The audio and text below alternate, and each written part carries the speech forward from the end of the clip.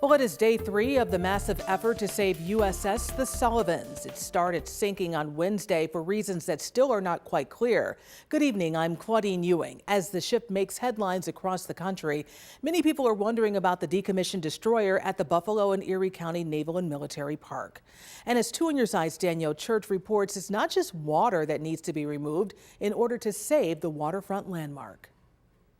Yeah, so Claudine, the biggest thing is that it's actually no longer moving. It is stable at this point. That's according to the Coast Guard Commander, Bill McKinstry. He says it may appear as though the ship is moving right now, but that's actually just the salvage. That just means the wind is changing the water levels. Also on day 3 of trying to save the Sullivans, divers are now handling contaminants coming from the ship. Those include diesel and oil that have been with the Sullivans since it was in operation. Back in 1977, when the ship came in, the Navy doesn't always bring it in as clean as we would like it to be. I mean, we accepted the responsibilities when we took ownership of the ship.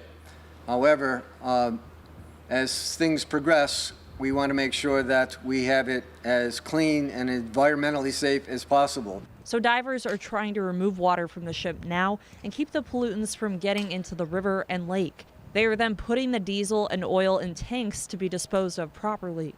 You'll also notice there's now an absorbent ribbon in the water around the ship. Paul Morzello, president and CEO of the Naval Park, says that's meant to help catch any contaminants they may miss. According to the Coast Guard, more than 2,500 gallons of oil have been removed so far. Meanwhile, the whole country is watching and waiting to see if the ship that made national headlines this week can be saved. In fact, hundreds have been reaching out to the Naval Park asking how they can help. Marzello encourages those who want to make a donation to do so on their Save the Sullivans website. We're not going to promote this at this time because we're busy doing the work, but that is an avenue if you care to help us out, and I appreciate that.